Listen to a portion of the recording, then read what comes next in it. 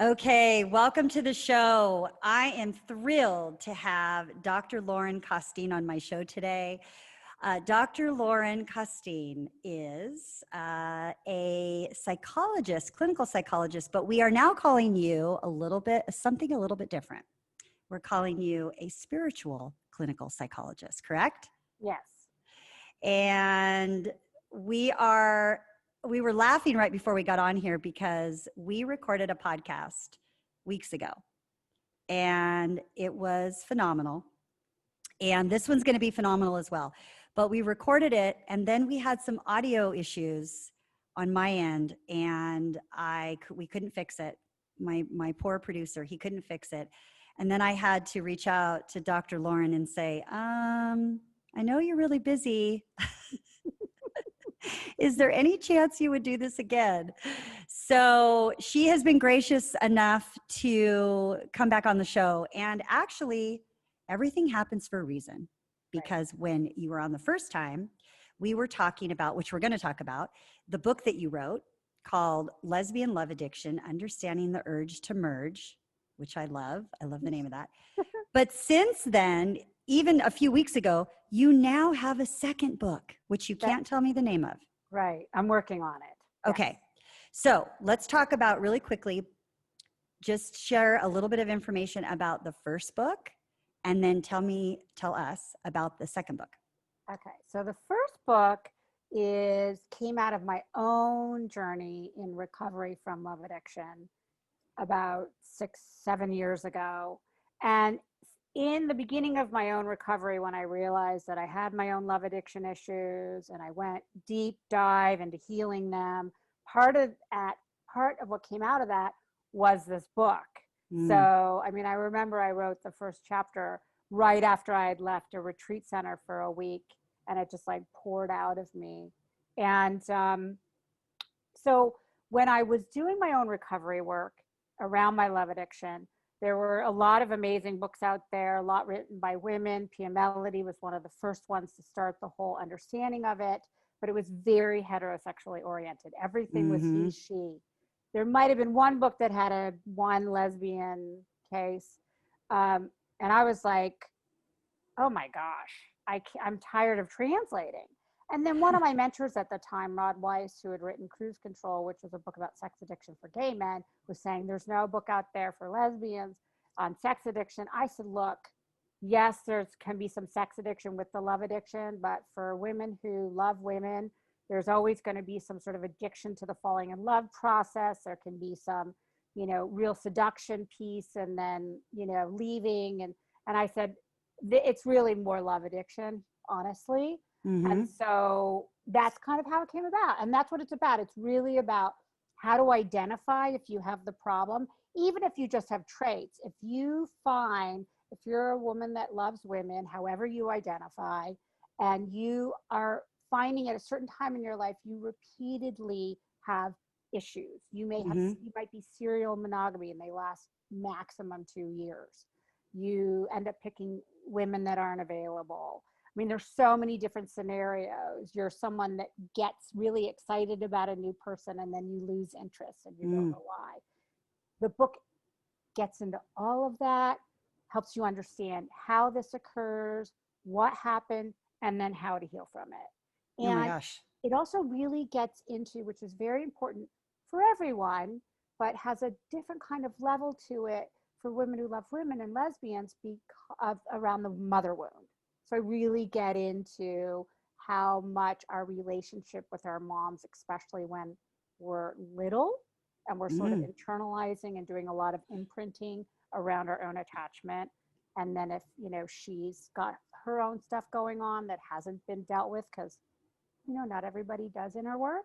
Right. Like, how does that affect you? And then how does that ultimately affect you later romantically? So you wrote that book how many years ago? That was published in 2015. So 5 years ago. Yeah. And I looked it up on Amazon and you have 5-star ratings. I mean, it is a great book.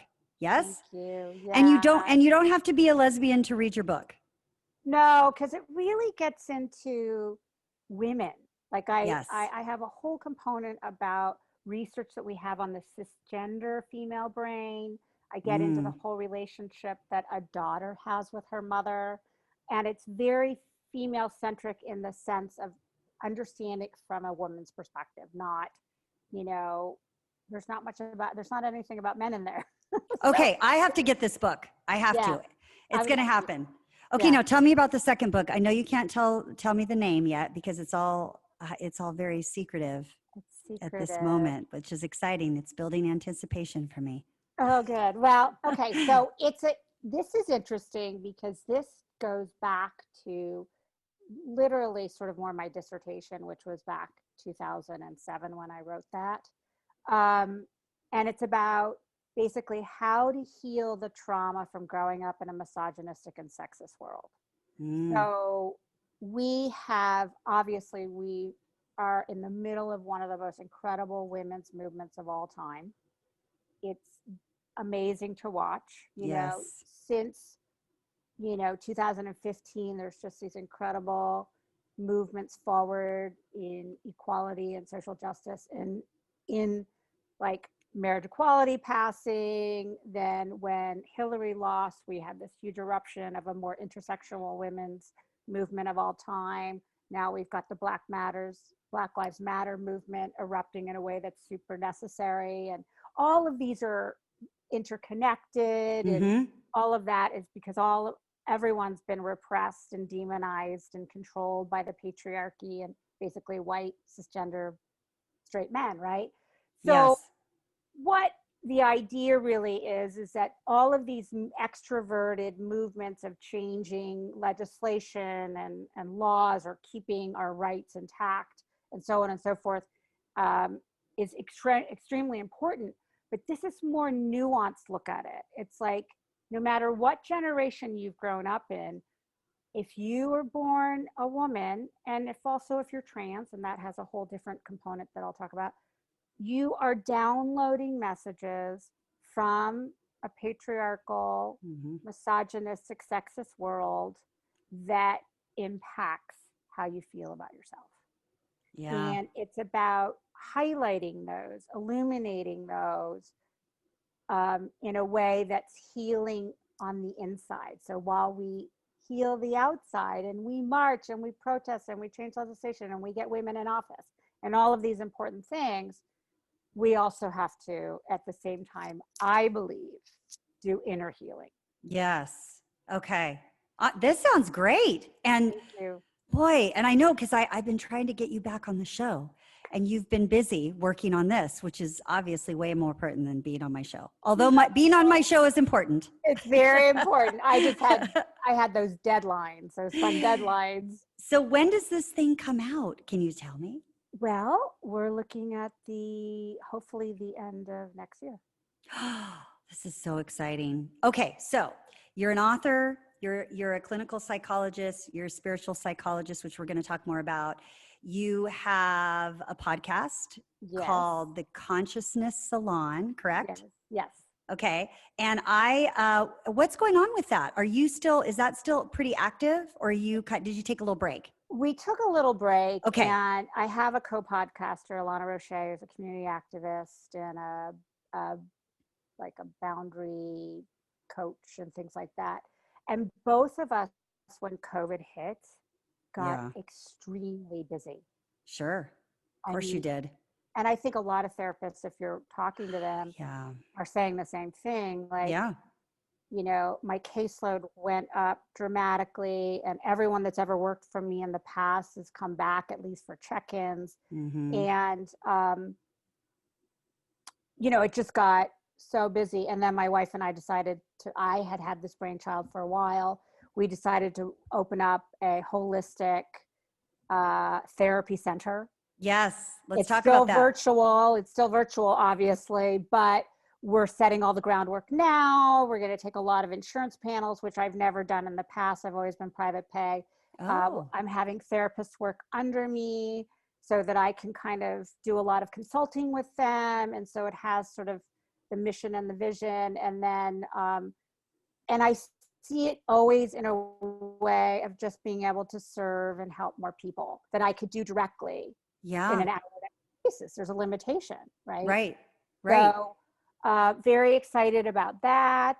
And so it's just been um, a really busy time. And so Alana and I have not been making as many podcasts as we normally would. I'm actually going to do one on my own, and I'm going to, it's going to be psychologically oriented, because we do sort of social Ooh. justice and Yeah. psychology, and we kind of blend the two together. And Right.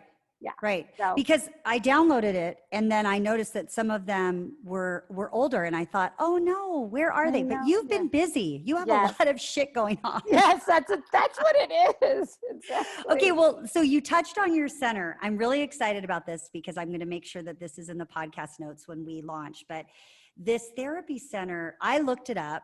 I read all about it. By the way, I love the little video of you that's Thank on the, you. yeah, Thank you. it's so great. But your center is called awakentherapycenter.com. Yes. And it's you and your wife, correct? Yes. That started Yes. it. Okay. Yes. So, and actually, something you just said that I didn't know, you are opening this up for insurance, which I know that's a big ordeal to do on the back office side of things. But I am so excited you're doing that because this is the most frustrating thing in the case, with my son and I is there are so everyone is so busy right now in the mental health space. And the insurance thing is like, you might see someone that you want to connect with, you read their bio, you read their information, and they're like, "Oh, we don't take insurance." And then you're like, "Okay, well, I'm going to have to pass over that," right? So it's Exactly. really frustrating. And I Yes. know it's a process to get to get that all set up, but kudos to you for doing it because that's going to reach so many more people, right? That's yes. And once the Affordable Care Act passed, I saw a major uptick in requests for therapy, because now it didn't matter if Right. major depressive disorder was on your file for the rest of your life. That, I mean, I knew people that couldn't get reinsured after they had taken Wellbutrin. Like, I mean, just horrible things. Yeah. So with that eradicated, that changed everything. It was okay if you had kind of a, a bigger diagnosis than adjustment disorder, by the way, which was the one that most people were using because it doesn't follow you, right, in one Mm. way. But for a long time, insurance companies could say, "Oh, you have depression, we're not going to cover you." So, or you Yeah. have bipolar 2 disorder, we're not going to cover you. So that changed, and then everyone was much more comfortable using their insurance. And of course, insurance doesn't like this, but this is how I truly believe this. The more we do inner work and you go to and you use your insurance for mental health benefits, the less you're going to be going to the doctor.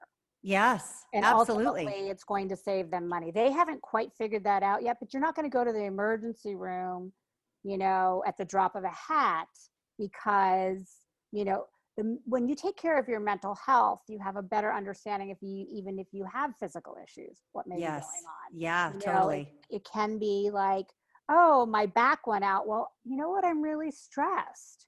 So I know why my back went out. I don't have to rush to the doctor. I don't, so it's just creating awareness around the connection between the psyche and the body, right? Which Right. is a big part of Awaken Therapy Center, is that holistic approach. When we work with clients, we look at the mind, body, and spirit, right? I And love how it. interconnected they are. And then by taking insurance, we can reach so many more people. And Yes. I found that that's really what I wanted to do. And so we are going through all the hoops. And my wife is the director of operations, and she's really good at that stuff. So she's Good. taking care of the back end that's, makes some people crazy. For her, it's like a fun challenge. Oh boy. I'm like, yay. And so we're getting, it's really been great. Oh my gosh, I'm so excited to hear that. And so we jumped ahead a little bit for the listeners. Obviously, based on everything that Dr. Lauren is talking about, she is a lesbian. So I think I should have said that right out of the gates. But as I said before, that is quite frankly the one thing that is the least most interesting thing about you. And I still say that because you are just so fabulous in so many ways, and you being a lesbian has nothing to do with it. But it is the foundation and the basis of obviously this whole podcast and why we're here. And it's tied to the work that you do. It's tied to the spiritual component of you being a psychologist. So I want to talk about that, because when we first connected, you were like, hey, I'm kind of like having a second coming out around the whole, Yes, that's right. you remember? Yes. Around the whole, Yes, totally. spirituality thing. And I was like, why was it so hard for you? And I want you to talk about that journey a little bit, because it felt like you were a little afraid to really Yes. have that title, because being a clinical psychologist is so, you're in a box Yes. and everybody has to follow the same rules. And I can just say, from the brief interactions that I've had with you, you are not a rule follower in any way, shape, or form. No. And that is why you are probably, so busy, and clearly why I love you. I'm obsessed with you already. And I don't even know you. I don't even know you. Back. I know, but I love you back. We've had this incredible connection. We really have had this Yeah, incredible connection. incredible. I don't know. Okay, so we're going to talk a little bit about that. So why was it such a taboo thing for you to be called a spiritual psychologist? And I'm assuming now that you have the Awaken Therapy Center, you don't give a shit. That is your title. Yes, it's great. It's funny. It's a good question. I mean, there's two ways to go in direction. Because I want to touch on the first part that you talked about as well, about being a lesbian and all of that. But first of all, I've always been incredibly spiritual. Like at 5, I started having spiritual experiences, and I grew up. I always like to say this. Like I grew up. The religion in my family was capitalism. No joke. Interesting. My dad went to Harvard Business School. Everything was about making money, and capitalism is the most important system in the entire world, and blah blah blah. And there's definitely a brainwashing in that. In other words, like it's helped me be a good businesswoman for sure, and I have that sort of entrepreneurial spirit. But there's it's just a whole thing, right? Yeah. So my dad was like, and my mom were like, you can believe in anything you want. We have no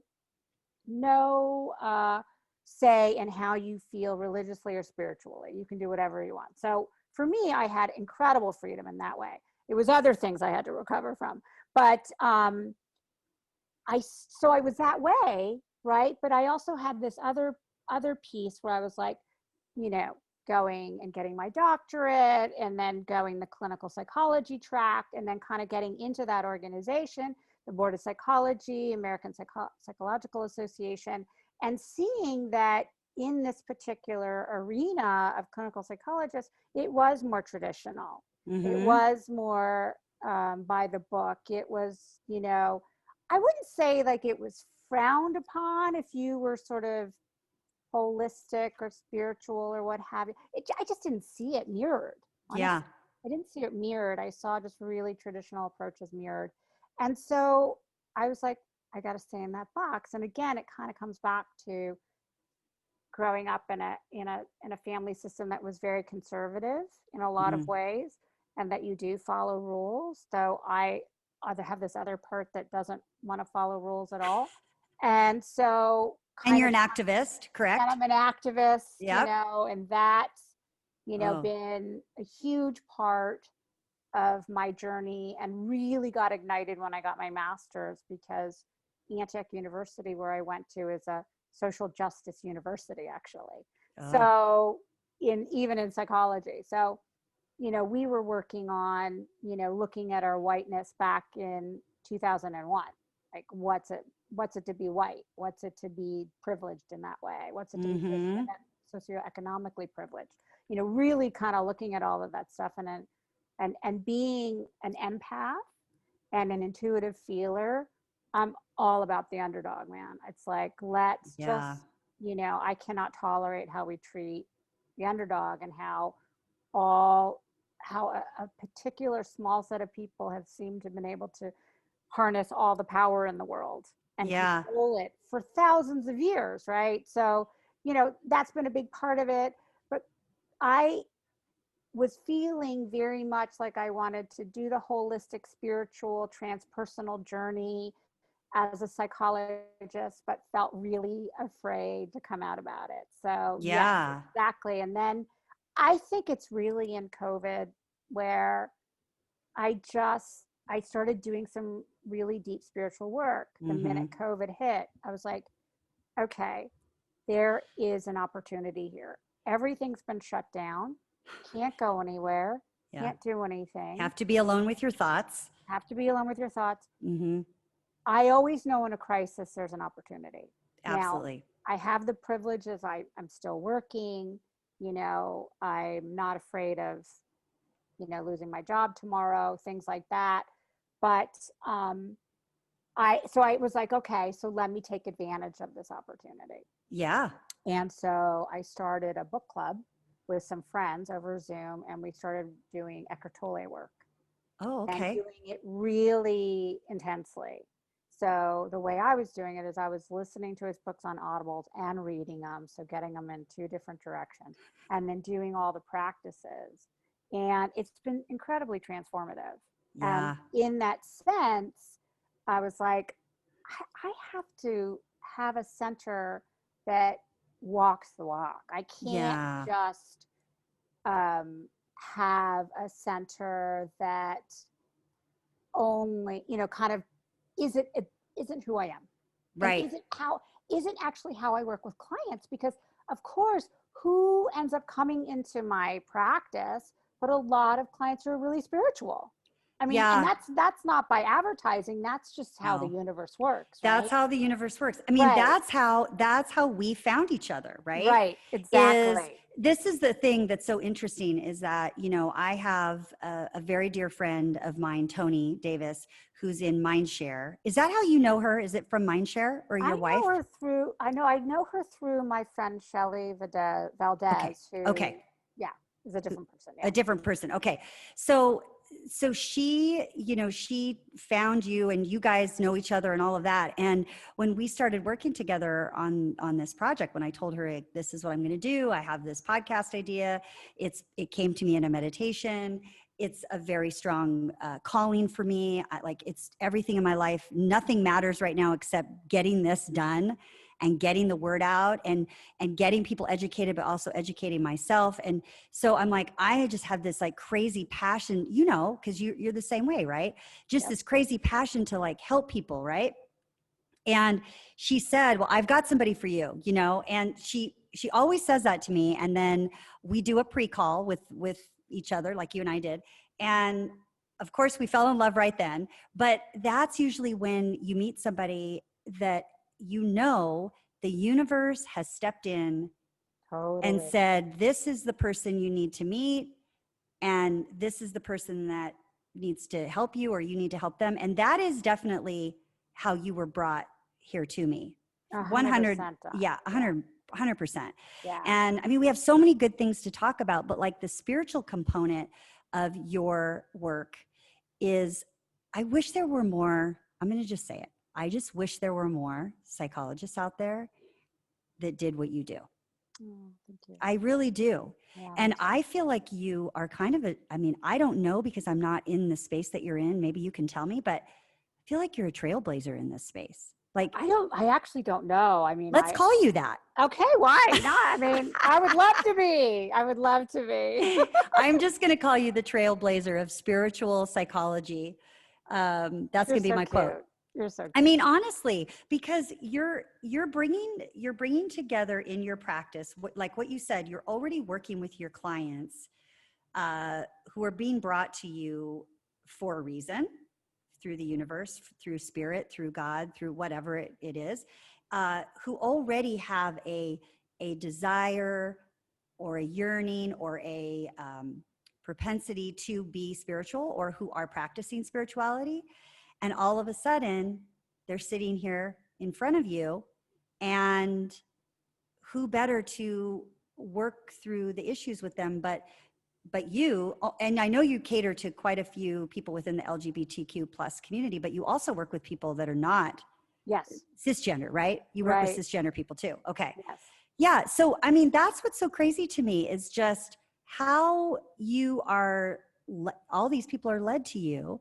And all of a sudden, all these years that you've been doing this work, there's been an undertone of the spirituality, but you haven't really came out and called it that.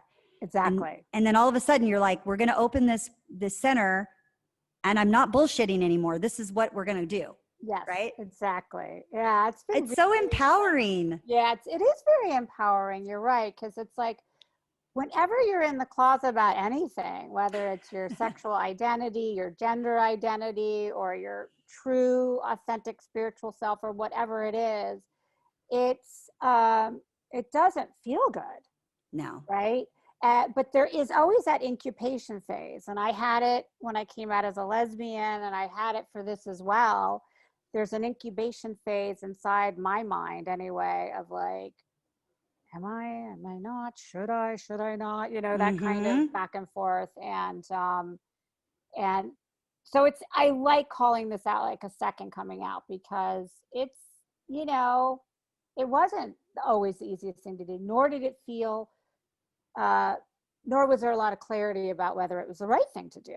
Yeah. And that can happen when you're coming out about big things that aren't necessarily, aren't mainstream.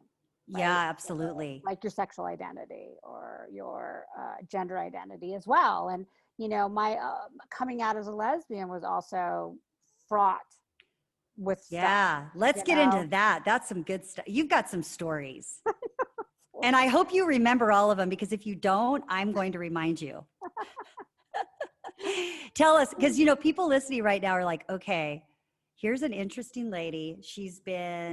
You've been practicing, what, 22? You told me 22 years you've been practicing. Is that right? Well, no, actually, so this November 2nd, I will be 22 years sober. Oh, that's right. Sober. Yeah. That is so amazing. My birthday is November 1st. That's right. We had talked about that.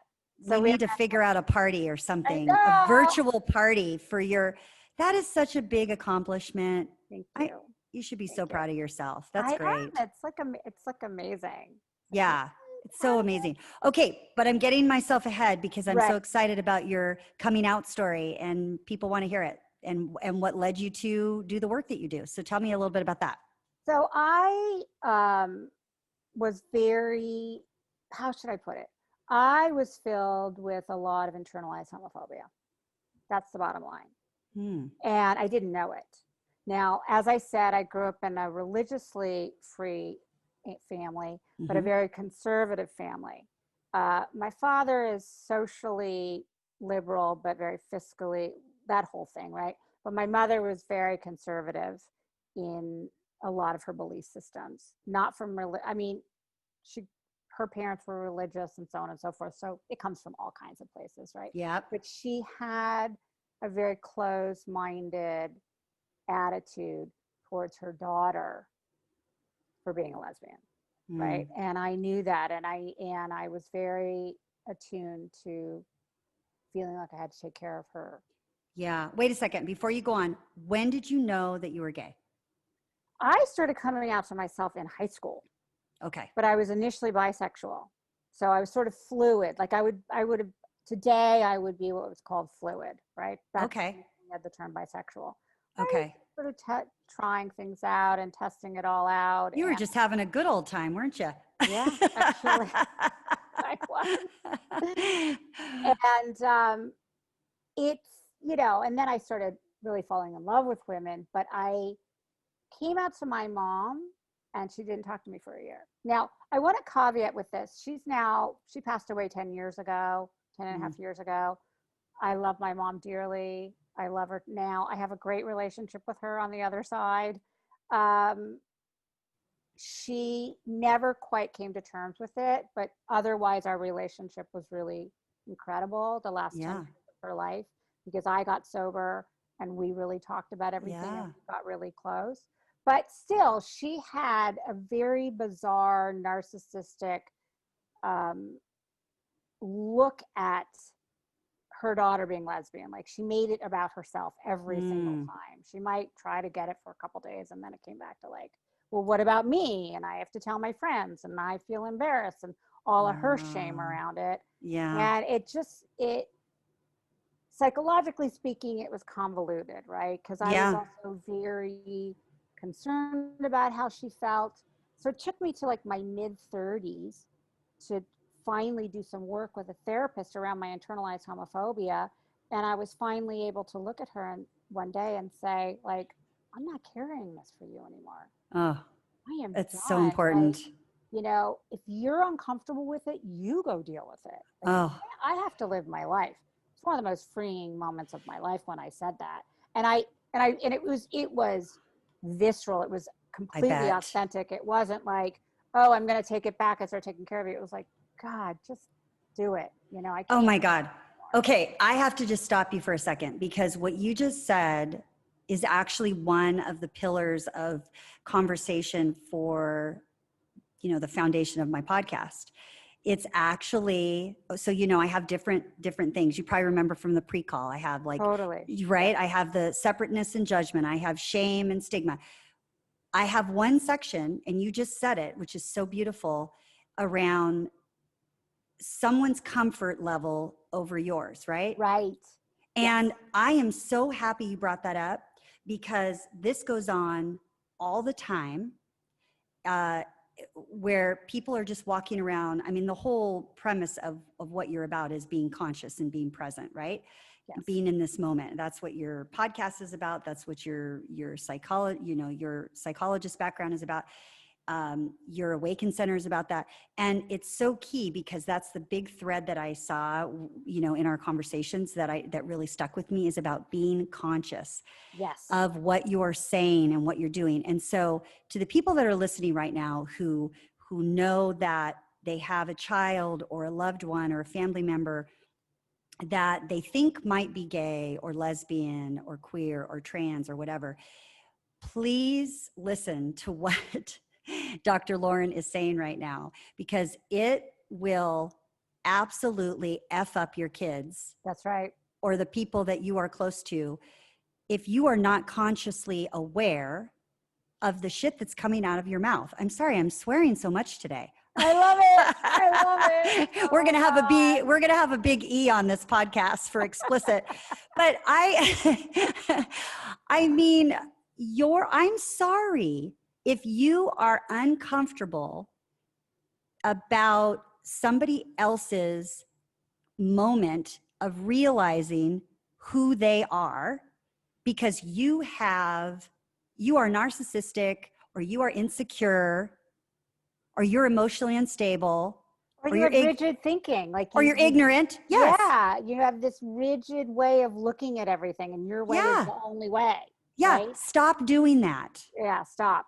Can I just say that? I just said it. I can do whatever I want. It's my show. That's right. And as an incredible LGBTQ plus ally, and the way you have been with your son, which is just breathtaking and beautiful, Oh, and you can give so much to any parent out there in particular, right? A mom in particular, it's such a big role being a mom. it is. It's such a big role. I don't It's think that's discussed enough, but it's like, um, you know, you're giving them a gift by showing them how to be with your children Oh, thank you for saying when that. they're That's so different. sweet. Well, you're doing the same thing. I mean, what I love is what you're talking about. I mean, this is obviously why you're in this business. The what you do because of all the scars that you had to heal, 100%. No trauma, and all of it. it's really interesting because, and I'm sure you've heard this, but we talk about trauma with little T's or big T's. So Mhm. big T's are like, you're sexually assaulted, Mhm. or child sexual abuse, or child Mhm. abuse. Your house burns down, there's an earthquake, or there's a war, or whatever. These are called big T's, right? I got a big T. Yeah, do you? Mhm. Yeah, Yeah. a lot of us have those. Yeah. Yeah, I got little ones too. yeah. And then the little ones, right, are more nuanced, Mhm. they're more covert, and they're harder, so they can be more confusing.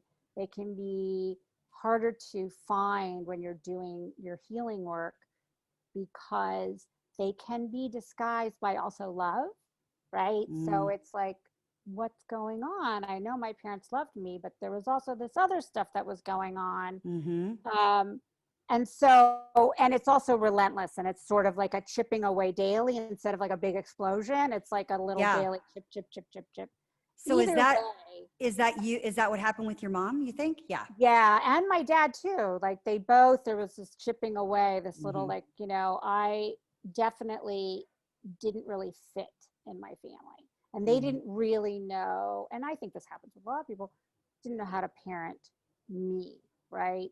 In a way that would have been so effective. So, yes, by the time I got to my teenage years and I had this propensity for addiction because that's in my family, especially the Irish side. Um, I was often running to the races at by like 16. And around that Yeah. time, I had a big trauma myself, which also led to more. I was sexually assaulted right before I turned 16. And that led to greater Yeah. drinking and using Was because, this the Me Too movement that you told me about? yeah, that's when I had my Me Too movement. Do you feel comfortable talking about that? It's always a little, it's actually a little, isn't that funny? It's always not the most comfortable thing for me to talk about now. Yeah. Yeah. And I don't know why. I mean, I've really, I'll share if you share. okay, I'll share. You You share go first. first. Oh my gosh. You're so cute. I love you. Um, okay, yeah, because I think it's important to talk about. I do too. Let's just talk about it. My son has been he was groomed at a young age. He was actually caught up in a sex trafficking ring here in Portland. Oh, Yeah. The man who spearheaded it is in prison. thank God. Thank God. Um, and Cole was one of many that were victims, of course. But to just step back a second, and uh, he's been assaulted, and yeah, a lot of really tough stuff that has happened to him. And then, of course, he turned into doing some prostitution because that's That's what happens. that's how he was kind of Yeah, raised, right, right. on the street that way. Um, and I know that's really weird for people to hear because they're probably like, "Where were you?" Well, it was happening right underneath us, Which happens right in all our home. the time. I know. But for me personally, I haven't talked. I mean, that's why this podcast is probably happening right now because the way that this whole thing happened, where our first podcast didn't come out. Maybe it's because I need to talk about this, and maybe it's because you need to talk about it. Right. But I was sexually abused by my father, and I repressed it. People think that doesn't happen, but I'm here to tell you it does. You don't, Right. it's not like all of a sudden, uh, the memories come back and then it's all a bunch of bullshit. Like the memories come back because they've been stored away That's to right. protect you. That's right. And you can talk more about that. But my parents were divorced when I was like 5, and I lived with my mom and single mom, and for a while, and we lived. We had a tough time. We were on food stamps and such, and my mom had 2 jobs, and my grandparents helped take care of us and all of that. And then my mom remarried, and then I was about 12, and I went to go live with my dad. And I thought the grass was going to be greener on the other side because I was 12 years old and I started to hate my mom. You know how you're at that age. You're like, Yes. you're trying to tell me what to do and fuck off. I'm going to leave. So I went to go live with my dad and my stepmom, and I have a half brother. And so things were good for the first probably 6 months that I was living there. And about 13, the physical abuse started. And the physical abuse was awful. It was started with some slapping, started with some, kicking, pulling hair, just little things like that. But I mean, they're not little, but in the big scheme of things, they were little. And then it got aggressively worse. And then there was a period of time where the physical abuse was really violent. And I was keeping it pretty quiet. I was popular at school. I was a cheerleader. I was on the drill team. Wow. And people just didn't No. know, right? Yeah. Ironically, I interview, he's on, I can't remember which episode of mine, but he's a transgender male who I went to high school with. And Yeah. when we were doing the pre-call, his name's Steve, we were doing the pre-call, he said, he asked me, we were talking about it, and he says, was something going on with you and your dad? Cause I just, he knew. Wow. Yeah. And I thought, shit, how many other people knew, right? So, my dad was very, he was abused as a child. He grew up an alcoholic. He did cocaine when I lived there. He was a bodybuilder. So he was on all kinds of hormones or whatever he was on, steroids. Yeah. And not a good person, right? And so I was very afraid of him for many, many years. And so I, had a lot of shame around just making sure that I was doing the right thing, saying the right thing, protecting my brother, who's 10 years younger than I am. And ironically, it's his birthday today. So he's 43 today.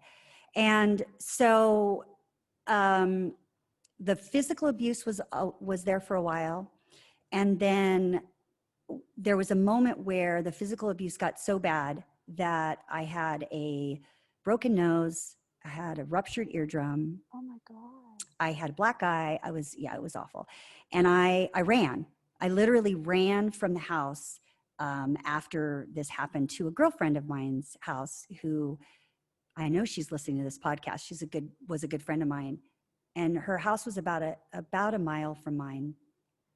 Got there, her mom called the police. My dad was arrested. Wow. So Okay. fast forward, he doesn't serve any time in jail. He has to go in some like anger management class for a year or whatever, right? Oh my God. So I think I'm 17. I leave to go live with my grandfather for a while, who took care of me, took me to the doctors. And then I eventually ended up having my senior year at my mom's in Huntington Beach. Well, by this time, I'm all fucked up, right? Yeah, for sure. Of course. So I start getting into therapy. I start talking, to people, and I'm just in denial of everything. Not until I am about 20. So I was married to my son's dad, and I think I was about 22 or 23.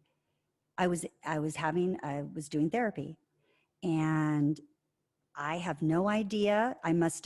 You would know the clinical part of this, but I must have felt safe enough, or Yes. something happened. Yep.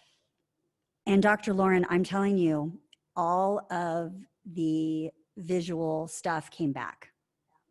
And all of the sex abuse came back. And I can't tell you exactly how long it went on, because there are parts of my memory that are gone from that time. Yeah. I try so hard to remember. Because I just want to know. Yeah. And then there's parts of me that don't want to know. But I do remember specific things, and they're very troubling, right? Specific scenarios. And I haven't spoken to him. I'm 53 now. There's no chance that's ever going to happen. Right, of course. Had to move past that. I've Of had course. years and years of therapy. And I'm actually right now, I'm doing EMDR work for a lot of this trauma. Oh, that's great. Yeah, it's really good. It's So really good. powerful. But the stories are there, the memories are there. And I don't know, the physical abuse was pretty bad. The sexual abuse is shameful. Yeah. It's weird. Like the physical abuse didn't feel shameful, but the sexual abuse did. Yes. It always and it really did fuck up a lot of my relationships with men for many, many years. And thank God I have a great husband now who has helped me through a lot and has been patient. But the sexual abuse of a parent, a parent doing something like that to their child. It's one thing having my son, obviously it's just as bad, my son having it happen with strangers, people that he thought he trusted. But it's a whole nother level when it's your parent. Oh yeah, your father. Yeah. It's And it's a biggie, and I've never shared it, but I want to share it because I want people to understand who are listening that you can go through some of the worst stuff in your entire life and you can come out on the other side and you can be okay. yeah, You can be okay. You can have a really wonderful life. I'm having a wonderful life. You're having a wonderful life. And you can heal from the very worst things that could possibly ever happen to you because I'm proof of it. yep, that's right. You absolutely can. You can absolutely heal from all of these things, and it just also shows also how much natural resilience you have, Mm. right? So that you developed coping mechanisms, you developed ways to deal with it when you had to, and then you finally, and then you're so psychologically minded, you went and got help early. Yeah. In your 20s, that's young. So Took a long time though. I don't think it really sunk in until like maybe my late 30s yeah, yeah. Well, and that also early makes 40s. sense. Yeah. That's also the process of just Mhm. having even sort of the capacity, Yeah. right? And the wisdom. Right. But your brain protects all of those things, doesn't it? Yeah, it does. It's we call them coping mechanisms, Mhm. repression, you repress these memories that are intolerable, and then it helps you survive.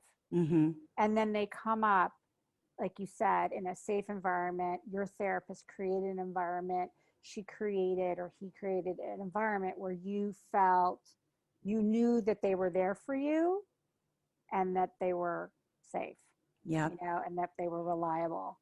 And you were able to start, your psyche was like, okay, Yeah. I can do this. I know. Okay, your turn. So mine is different, but uh,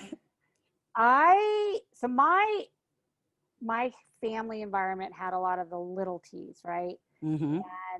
And it wasn't an environment where you talked about anything.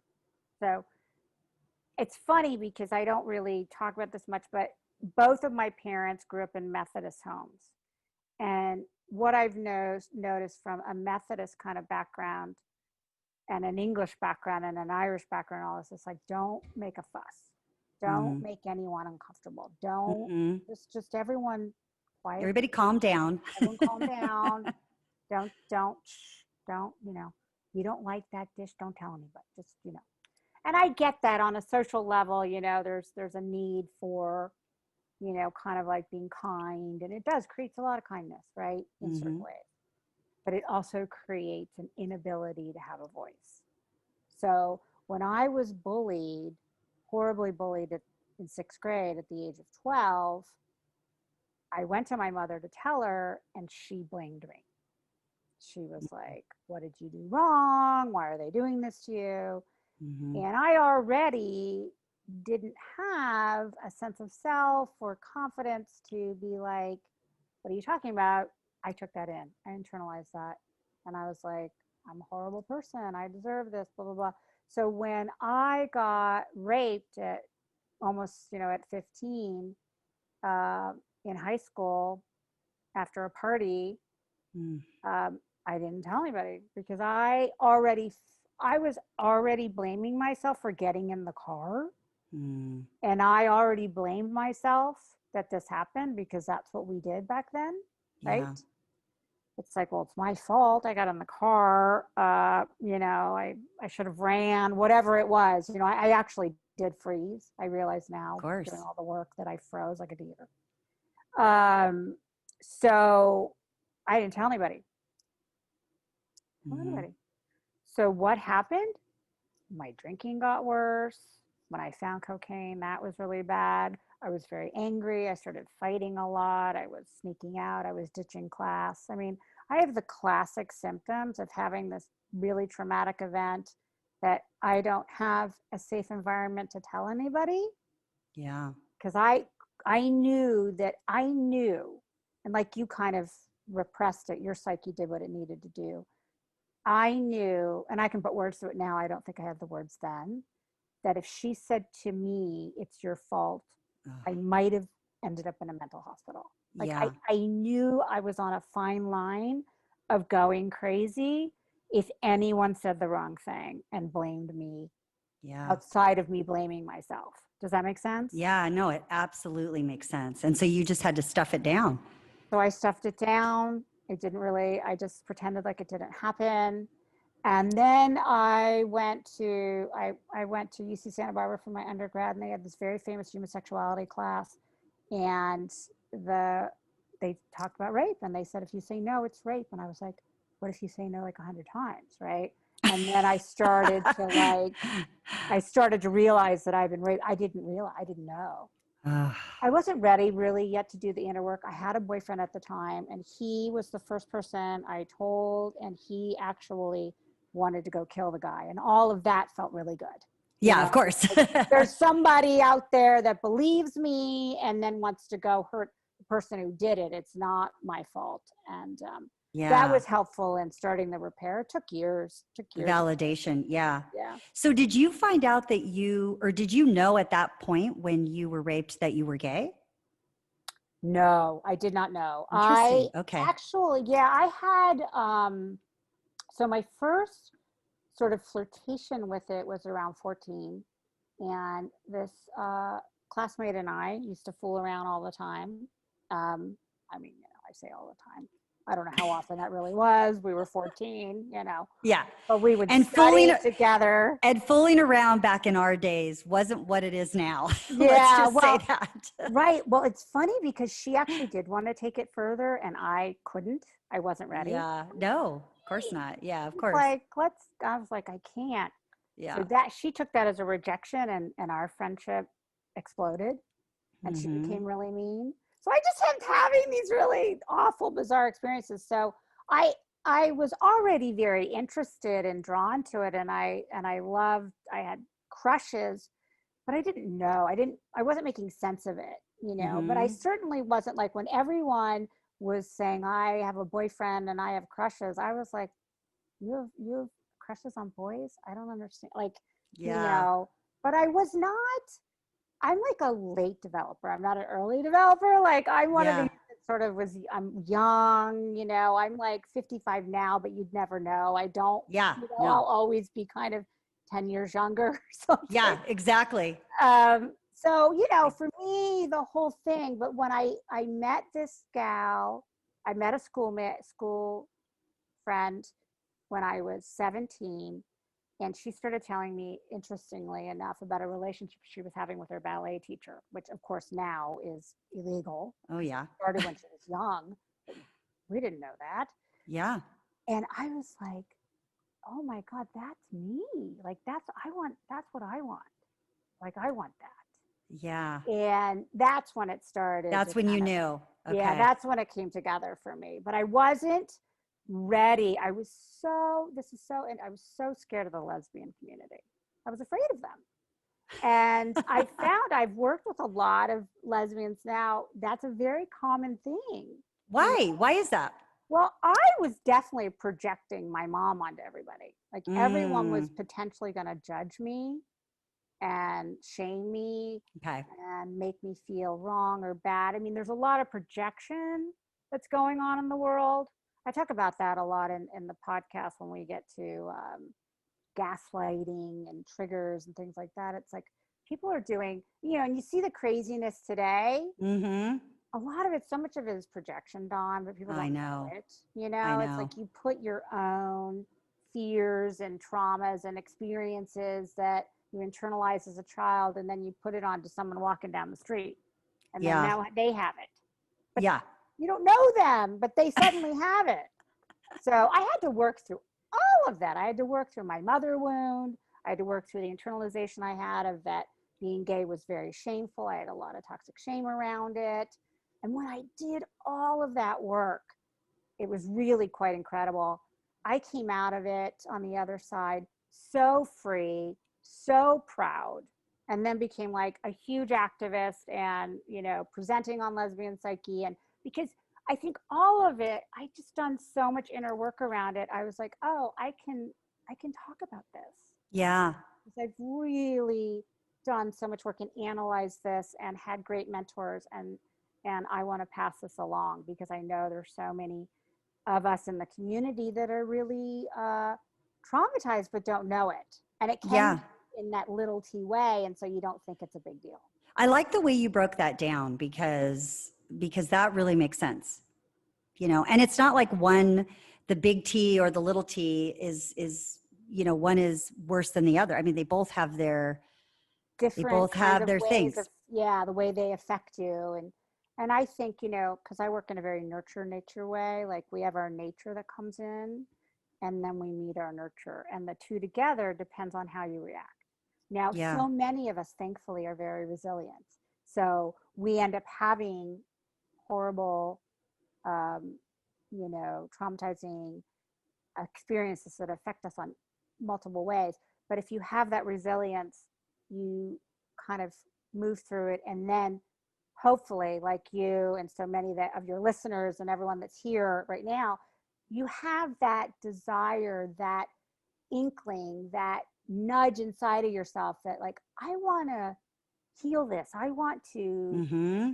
live my best life. I want to reach my potential. And I am such a big believer that there are these obstacles and roadblocks inside of ourselves in the way of really getting there if we don't do this work. And this is where we call kind of spiritual bypass, where people are Mm-hmm. like, I'm manifesting, but nothing's happening. And I'm like, well, I'm a big believer in manifesting 100%, but what may be blocking you that you're not aware of? Yeah. That's so true.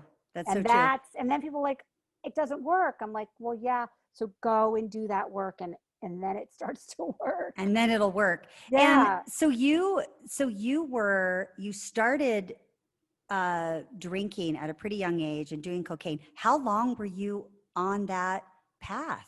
Around 16 years. Jeez.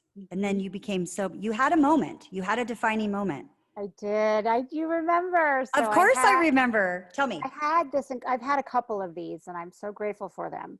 I had a profound spiritual aha moment where my drinking and using was really bad. And I had a girlfriend at the time who I was madly in love with, and she was drinking too. So our relationship was a shit show. And, she was like leaving me, and we're talking crazy, chaotic, Oh and yeah. I had this moment. I was hungover. I had had a really outrageous, stupid, risky night, and something parted inside of me. I connected to the other side, something much greater than myself, and I heard, the alcohol is your problem. You've got to get rid of it. And it was very like and so then Seriously. I closed back down, and I was like, oh, yeah, I got to go do this. And like I called my therapist. She got me into a treatment center on that Monday, and that was it. Like, Wow. I was done. And then I had another moment. I'm sitting in the street. They didn't have treatment centers like they do today. This No. was almost 22 years ago. There was like just a few, literally. Yeah, And I'm totally. sitting there in this place. It was in a hospital. I was just going to go to the outpatient. And I was like, Lauren, you've had a long run of having a good time. And why don't you figure out, it's time now to figure out why you are drinking so much and doing all of this. It's time to figure out what is the problem. What's the source? Yeah. And that was it. I was like dove in. And then like literally 10 months later, I remember saying to my therapist, like 6 months later, I'm really interested in what you do. And then she was like, no, I think you'd be great. And so I started investigating it. 10 months later, I'm in grad school. Boom. Off I and running. mean, that's crazy to me. So I think I remember you telling me like you were like 33 when all of this happened, right? So Yeah. you went back to school Yeah. At and 33. I mean, to become a psychologist, there's a lot of shit you have to do, A lot. right? Oh, yeah. It took a long time to get your certifications and your education and all of that, right? But Yeah. you've been practicing how long? How many years? So I started seeing clients at the when I graduated. Well, you do a training, so you start seeing them while you're in your master's program. Mm-hmm. So I Mm-hmm. started seeing clients about at 19 years ago. Wow. And then I got licensed in 2009 because it takes that long. So I started in 99, and by 2009 I was licensed. So it took up 10 years there. So did you start out just working within the LGBTQ plus No, community? I didn't have a niche. I mean, I guess I I sort of, my fallback niche at the time was addiction because I kind of like knew it, right? Yeah. And I've been through it. So I was kind of doing addiction. But I love addiction. I love working in addiction, but the juice wasn't there like those. And so then I ended up working on understanding why the repression of female sexuality happened in our patriarchal culture. So that became like a huge passion of mine, studying how the creation of the patriarchy happened, how we got where we Mm-hmm. are today, why female sexuality has been demonized. This was way before the Me Too movement. Studied goddess cultures, all of this stuff. And that, at the same time, I started doing all of the um, work on my own issues, my own internalized homophobia. And then I got, before I even started to write my dissertation, I was brought on to help co-found the LGBT specialization at Antioch University. And sort of that brought Wow. me into this whole component of really also at the same time doing this other work, really studying LGBTQ affirmative psychotherapy. Oh, that's what I want. I was just Yeah, going to ask you about that because that's really kind of um, the secret sauce in what you do, and I want people to hear that. So, talk a little bit about the affirmative therapy, what that is. so I'm glad, yeah, I'm glad we got to this because it's really important. It So, is. you know, it's a specific training for the therapist who does it, because the idea is when you grow up in a LGBTQ phobic world or a heteronormative world, maybe your area wasn't so phobic, but it's pretty straight identified, right? It's not Hmm. intersectional, it's not, um, that uh, diverse or that progressive. And so all of these have an effect on the psyche if you end up being part of the community, right? So it affects how you feel about yourself. It Yep. affects your self-esteem. It affects your confidence. It affects your self-love. It affects all of these things. You might not have any compassion for yourself. Your inner critic can be, grab onto all kinds of ways to break, tear you down inside of the head. And so it looks specifically at this from a number of ways. First of all, the internalization of these messages come from a society that says you're not good enough, or Hmm. you're a sin. I mean, there's still people out there that say that, right? All Oh, over. I know. Yep. And there's so much hate around it. You internalize these messages. So the affirmative approach says there's nothing wrong with you. It's understandable how you internalize these messages. There's something wrong with society that Hmm. demonizes anybody, right? And so you start externalizing the problem, putting it back on where the problem originated, and taking it out from you being inherent, something's inherently wrong with you and Yeah. who you are, how Okay. you were born in the world, Good. you know? Good. And it also breaks things down from that, but it also looks at things like, a big part of it was looking at our history and seeing how many amazing LGBTQ people have existed in the world. And so there's all these different empowering techniques too that are very Yeah. important, really helpful. Well, and this is what I love about this whole discussion is that so many people think, and we talked a little bit about this before. So many people think that being in the LGBTQ plus community, if you are, you identify with anyone in there, that it's a choice, right? Right. It's And this is where where you and I just kind of laugh, because there'll be people listening to this that honestly still believe that you choose this life, you choose to be oppressed and marginalized, right. Exactly. It's like, it's right? absurd. It's so absurd. It's like, I mean, the idea is I am so proud and I love being lesbian and I love being a part of the community. And it's helped me do the inner work I've done because I was forced to start really doing inner work at an early age to figure out what's going Yeah. on. So, when you're part of a dominant culture, you don't necessarily have to do that. And then we see the people of privilege, lack of empathy, sort of boxed in thinking like they don't have any of these experiences.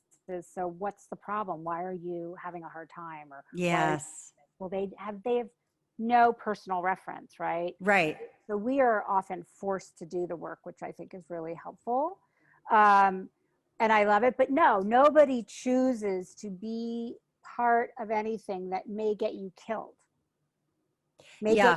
you really harmed, And may you get, told, yeah, or you can't even have options in the world like have a good job or something, those kind of things. you told me that the largest or the fastest growing demographic um, that's being targeted right now is the Black Transgender women. transgender women. Yes, they are by far the most at risk I can't believe that. demographic in this country. Oh, yes. They unfortunately are murdered at the highest rate of anybody in the community. Before I want to talk about a couple more things before we head out. I mean, I could just talk to you forever I know, because I it's know, Dawn, just I'm like, oh my God, we could keep going. And I do we just want to could. say quickly about that is that, we talk about there is like a triple oppression. So it's a trans Yes. person, they're a woman, and they're Black. So Yeah. think about it from people that hate and Yeah. are so threatened by anybody that's different. They go Yeah. straight for that, right? Right. Right. But this is what I want to ask you about or talk to you about. So I was having dinner not too long ago, this a few weeks ago, with some friends, and there was another couple there that I didn't know very well. And the one of my girlfriends was talking about the podcast, and she was like, "Oh my gosh, Dawn, your podcast's so great, blah blah blah," and and she was telling it to her this other couple, and the gentleman that was at the table that didn't know me very well said, "Well, what's this about?" And I said, "Oh, it's about mental health, addiction, and the LGBTQ community." And he goes, right away, he's like, "Oh God, really? Like, do we have to learn all these pronouns and all this shit? Like, I don't understand. Like, you know, I mean, you're gay, you're straight, you're a lesbian, you want to be a woman one day, you want to be a man another day, like figure it out." Like and he was really hostile, like really, Oh, I can just imagine. I mean, Oh, it was bad. oh, And he's like, and so I was just quiet, and he's like, "I'm sorry, I just don't understand. I don't understand the trans world or whatever you call it. Like, I mean, don't these people know that like they were born this way? They were born as a man or a woman, and they should just stay with what they were born with." Yeah. Okay. So let me just tell you, oh my he didn't God. know that my son was gay, first of all. Okay. My husband wasn't listening to this conversation because he was talking to somebody else. I wanted to come out of the chair and strangle this guy. But some people listening to this right now might think, well, that's just someone that's, not educated and doesn't really know and doesn't understand. So there's fear around it, which is where it's coming from. Or it could possibly, just possibly, be someone who is very comfortable practicing hatred Right, exactly. And judgment. and judgment. So I just simply looked at him and I said, "Well, that's exactly why I'm doing the podcast. It's for people just like you. You should listen to it and you might learn something." And then I just turned around and it was like more chit chat. And then I was like, oh, immediately my energy, I literally put like a wall of energy up between him Around and him. I. Yeah. And I was like, you don't even, like a plexiglass of energy. It was like, you Yeah, don't even exist to me. that's But right. the sad part about that is those are the people that you need to be talking to the most. But I was I just know. I couldn't do it. I was too I emotional know. about it. No, of course. I just wanted to say, no, I'm not talking It's to you. such a normal reaction. It's normal. Yes, of course. And it's so triggering when someone is so hostile about it because why is he hostile? If it's not a big deal, why is he hostile? Like, Yeah. where is his anger and rage around this coming from? Yeah. right? From a psychologist's perspective, where do you think it's coming from? Well, I think that honestly, one way to look at it, and there's many ways to look at it, but you know, people with a ton of privilege that Mm, don't get, don't have anything in their life that forces them to re-examine and do the dark night of the soul work and yeah. really look inside, whatever it is, whatever tragedy or whatever situation, you know, that you have to deal with. Your son is gay, or you're a lesbian, or you were Yeah. the, or what have you. This is a white, straight, cisgender male that has benefited his entire life from all the privilege that he has been afforded unearned, Mm, just given to him for yeah. existing. Yeah. And You could be very right about that, actually. and I think they're very threatened by these movements. They always are, because when you're at the top, you don't want anyone to take it away. And there is a little nudge inside of them, it's very unconscious, saying, everyone here that's kind of saying, you guys, you know, your time is up. We're sick of you having all the power. And everyone's coming in, and people from all kinds of ways of living in the world are asking for equality and, you know, a fair Hmm. share in the world. They're like, nope. Yeah. Yeah. I think that he's an idiot. That's what I think. I I don't even, I know, I'm with you. I have stopped saying they're ignorant. I've said there is a level, there is a lack of intelligence. Oh my gosh.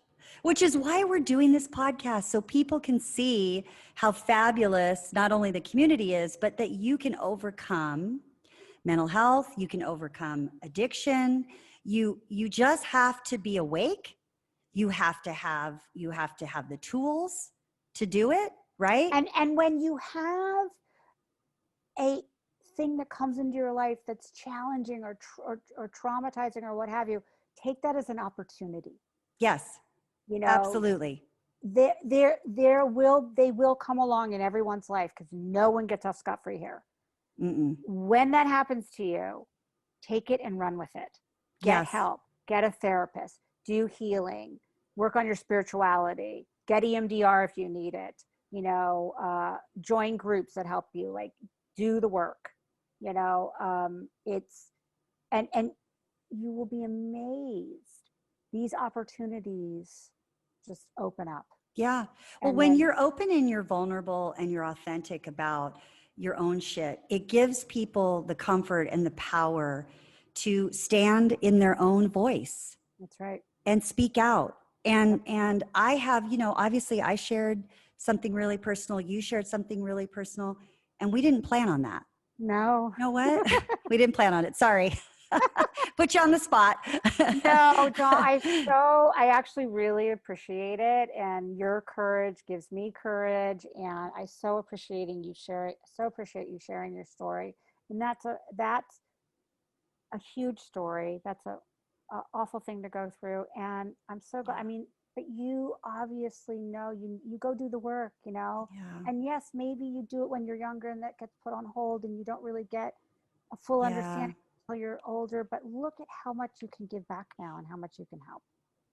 There's no shame in any of this stuff, No, in being, whether you are listening and you are in the LGBTQ plus community, or you have mental health issues, you have addiction issues, you're in recovery, you're not in recovery, you've been sexually abused, you've been raped. Like, I'm here to tell all of you, and so are you, I would imagine, that you can do the work and you can heal, that's right. and there is light on the other side. There's light from the rabbit hole. That's right. Like huge amounts, huge amounts. And Yeah.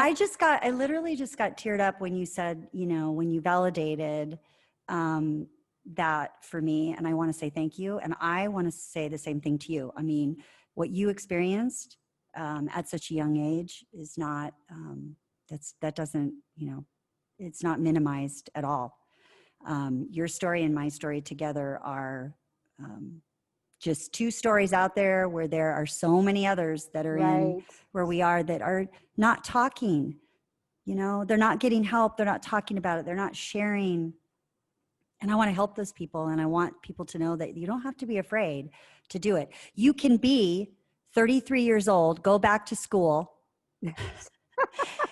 Exactly. become an amazing trailblazing, because I'm calling you that now, spiritual psychologist, write 2 books, open a huge center, help and change thousands of lives, overcome an addiction, be a lesbian. I mean, Jesus, you are an overachiever. Yeah, just a little. Just a little bit, right? Oh my gosh. Okay. Before we go, let's just make sure everybody knows how to get a hold of you, because I could just talk to you forever. I know, Dawn, we You, could go for like 2 hours and your listeners would be like, oh, when does this I end? mean, Hopefully they can just put it on pause when they're in their car, go I out, mean, you know. I've got shit to talk about. Like I'm ready to come on your podcast whenever. Yeah, no, that's a for sure. I mean, that's only one story. I got lots of them. Okay, good. I can't wait. I mean, and I'm sure you do too. Well, yeah, because we didn't even talk about, your trip to Korea or we're at Mexico and all that. Yeah. We got a lot of stuff. I Okay. know. How do people find you? Your center is what? So it's awakentherapycenter.com. Mm-hmm. And there is a free self-care toolkit when you get on and you give us your email. Oh, that's right. Beautiful self-care toolkit that you get for free. Okay. My website is www.drlaurencostine.com. And Costine is spelled? C-O-S as in Sam, T as in Tom, I-N-E. Okay. And then the book has its own website, and that's www.lesbianloveaddiction.com. Oh, I didn't even know that. Okay. Yeah, and my next book will have its own website too. It's just, like a couple pages, sort of, you can get a free excerpt off of that if you'd like, to see if you're interested in buying the book. Okay. And I have a Facebook page. Awaken Therapy Center has a Facebook page. We have an Instagram page. Oh, good. Let's get connected on all that. Yeah. I have a LinkedIn page. I mean, You're everywhere. I'm everywhere. Well, you need to be everywhere because you're fabulous. And then and you're based in LA. So if somebody wants to come, well, they can't come see you right now because of COVID. No, but we can work with anyone in California because right now it's virtual, and a lot of it's, I mean, I'm going to continue to stay hybrid, meaning I'll do virtual and in person. Mm-hmm. And so that we're expanding our reach in that sense. And I think that that's going to continue to happen because, I mean, some people are not going to go back to going in person. It's very effective. Yeah, it does. This telehealth stuff's really working. Very effective. Teletherapy, it's called. Yeah. Yeah. Okay. I think everybody knows how to get a hold of you. I'm so proud of you with your second book, and thank you for coming back. Yes. Thank you for being vulnerable and sharing. And I bet you're wishing right about now that the first podcast had actually taken, since I didn't ask you any of the tough questions. Oh, you're so funny. I'm telling you. Wonderful. I prayed about it before we went on, and I had the feeling. I was like, this is going to be really powerful. And I think that it was. And I want to say thank you to you. Thank you. Thank you for having me. I know. I need to come and hug you. I'm in the desert right now. Did you know that? No. Yeah. I mean, I'm not very far. Like, we should figure something out and maybe meet.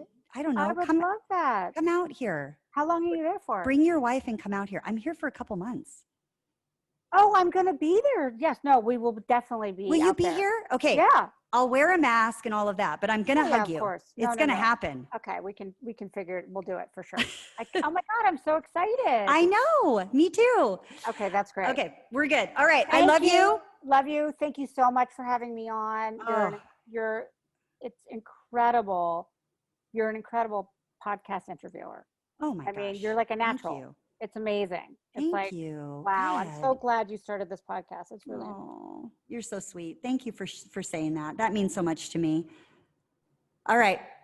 We'll be in touch soon. Okay. Sounds good. Okay. Bye, Dawn. Bye.